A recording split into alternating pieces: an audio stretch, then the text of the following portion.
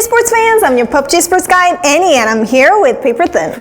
Hey guys, thanks for joining us for another episode of the PUBG Esports News Show. So today we're going to talk about the upcoming PUBG Continental Series 2, the whole participating team list, and the watch points we have there. Yeah, exactly. This is going to be really exciting. Not only are we covering the teams and players, but we have a new format this time around. It's going to be 6 days with 4 games per day for each region. So this is going to be a lot of fun and I think should be really good for the fans. So we have a week more to enjoy PCS 2. So check out the calendar and don't ever miss a single match. And also, Pick'em Challenge is also back, so don't forget to participate.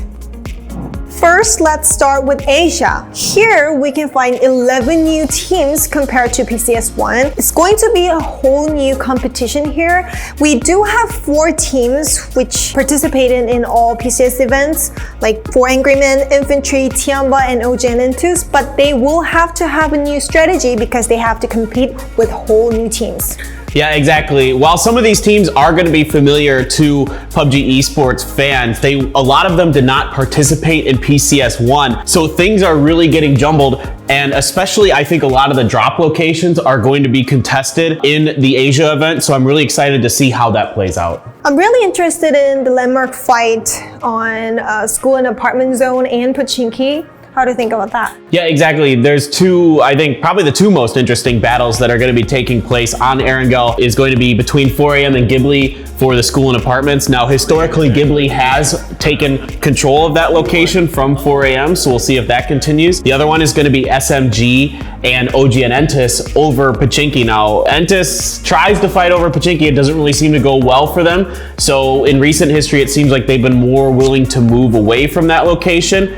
Will that be the case this time around? Because China teams really seem dedicated to fighting over their landmarks. I pretty much watched all of the PCS2 Asia qualifiers, and the last day of Asian qualifiers were insane. For example, in PJS, Detonation Gaming White and Sengoku Gaming was first and second before the last match, but both 2 teams struggled in the last match, and Sun Sister and Element 36 earned a lot of points and achieved that 2 last tickets. And to mirror that, in Korea, we had 3 teams that tied for the same amount of points for the very final spot to qualify for PCS2 Asia. So it was an intense final game with Afrika Freaks and Genji and VSG all having the same amount of points, but Afrika Freaks won the last game and had more kills than the other 2 teams, so they were able to come out ahead. Yeah, it was really shocking not to have Genji in PCS2.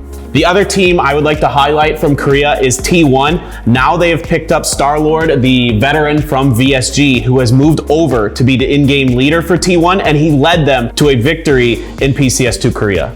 In China, Infantry, the former champion of PCS1, won PCL, and I'm really glad to see the constant performance here, so I'm expecting a lot in PCS2 also. And I want to highlight SMG.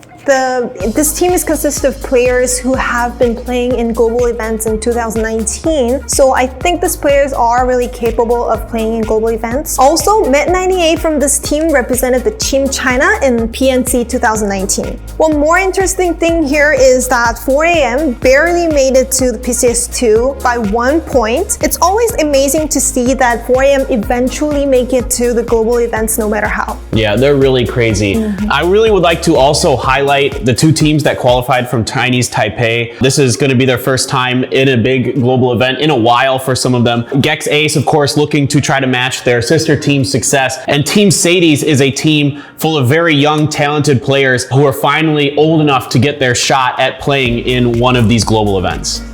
So next is North America. We can see a lot of familiar teams here, but we have to talk about Shoot to Kill. They dominated group stage, they won most kills, most assists, most winner chicken dinner, and community voted MVP Purdy Curry. They've won group stage by 63 points. This is really a huge point gap, but would there be teams to challenge Shoot to Kill by any chance?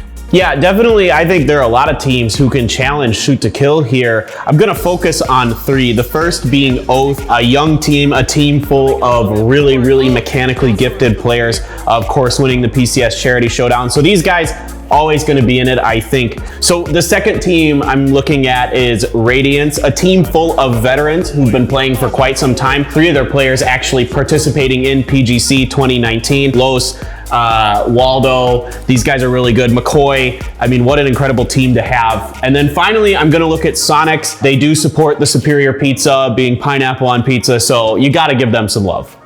Yeah, I love pineapple pizza too. But I want to talk about Tiggleton. He's back with Sonics. How do you think about this team synergy? I think it's going to be interesting to see how they gel. I mean, Tiggleton's been kind of bouncing in and out of teams for a while. Of course, we know he's an insane player on his own. He's capable of popping off at any time. The real question is how fast are they going to be able to get their teamwork going? If they can get it going, they absolutely have a shot. Lastly, I want to talk about Team Veritas, the former Wildcard Gaming, which was the biggest rival to Shoot to Kill in PCS1. All 4 members moved to Team Veritas, so I really want to see the rivalry again in PCS2, and I'm expecting a lot from them too. So next is Aipac. I see a lot of familiar teams here, and I see some new teams, but among these teams, I really want to highlight 2 teams, Division X Gaming and Archangel Predators. Division X Gaming, they were the champion, and Archangel Predator, they led this event in the first week, but we couldn't meet them in PCS1, but now they came back, and I'm really expecting a lot from these teams. Yeah, for me, I'm really going to highlight MSC Theraton, the 2-time champions of the PTS, the Thailand series. So I really think there's a lot of potential here, as Thailand has really shown to be a strong country in this region. The other team I'd say is more of a dark horse, but I think has a decent shot at potentially winning this, as Battle Arena Elites. There's a lot of really strong players who've kind of bounced around from teams like Flood, who used to be on Athletico. You've got Loki's, who's been on BAE for a while, Neferhor from Australia, and then Sophia from Malaysia as well. So this is a really, really good team. What about the Oceanian teams? Like, they now have only 2 seeds, but I think Astra and Fury are the best 2 teams in Oceania. Yeah, definitely. I'm going with Fury. They just are so consistent. They're the best team in Oceania for sure. So for this team, they definitely have a real shot, and I'm definitely considering them for my pick to win APAC. So here we have a lot of teams who made it to all PCS events, right? Yeah, exactly. I mean, there's been quite a few teams that have made it to all 3 PCS events so far. Coming from Vietnam, both Cerberus and Divine have qualified for all 3, and from Thailand, Buriram and Daytrade Gaming have both made it as well. So this might be their chance to really shine. And last, we have 2 Indonesian teams again from the future. From PCS Charity Showdown is back, and Victim Rise is always consistent in their league, so I'm expecting a lot from them too. Last but not least, it's Europe. Europe, we can see a lot of familiar teams, but there are a lot of strong teams here, so any teams can win here. We really have to talk about the last day of the group stage. Na'Vi, they won 4 chicken dinner in a row, earning 96 points. This is a record. And FaZe Clan, they showed the FaZe Sunday, earning like 87 points. They were a huge point there. Yeah, absolutely. I mean, these are some of the mainstay teams, the teams that we've come to know and love in Europe, really stepping up on the final day, making one of the most exciting days in PUBG Esports history. So many exciting days across so many regions, but you really love to see it. FaZe looks like they're finally starting to come together. Na'Vi adding Orange seems to be a good addition, replacing Kemba, but Senya continues to lead whatever team he's on to good results. I also want to talk about Clib moving into Team Liquid from Tempest. How is it going? Seems to be going really well. It seems like whatever player you fit into the Team Liquid machine does really quite well. So I'm excited to see this with the results, having him on the team for the first time,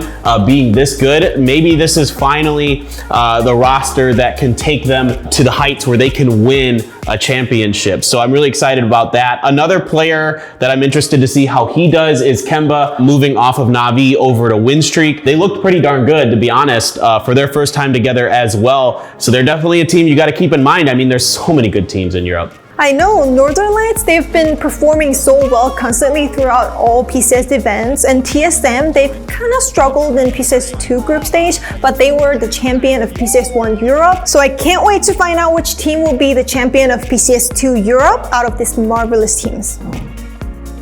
And again, we have PCS2 Pick'em Challenge on track. I really love the PCS2 items. How do you think about it? Oh, they're great. I mean, once again, just awesome items to choose from. Yeah. So to get the reward items, you need EPs and building coupons, and we'll tell you how to get them. So for EPs, you can participate in Pick'em Challenge. And the main event is, as always, predict the winners. So you can easily predict the winners of each region and get 100,000 EPs. Once again, the Pick'em Challenge, it's going to be free to choose the rivalries. And this time around, though, the way you get points is going to be a little bit different. It is a weighted voting system, meaning if you pick a team and you're one of the low percentage people and your team does better, then you're going to get way more points than if you say pick a team that has a lot of votes for it and they win. So it's kind of an interesting gamble you got to take. Yeah, you have to think a lot before you pick. You can also get additional EPs and voting coupons by simply watching PCS2 live streaming on Twitch. You can get it by Twitch drops. And also there will be the quizzes during matches. And if you get right, you can also get EPs.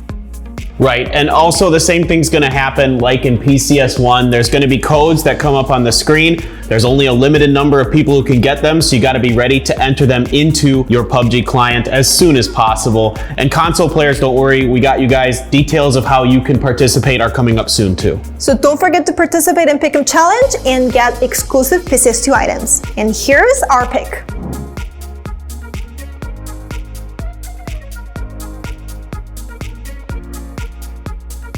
PUBG Continental Series 2 will kick off on August 27th with PCS2 Asia. So mark your calendar and stay tuned. I'm really excited to see who's going to be the champions. Yeah, I really can't wait. And thank you guys so much for your continued support. PCS events have been awesome so far this year and we couldn't do it without you. So don't forget to subscribe and like for more PCS2 news.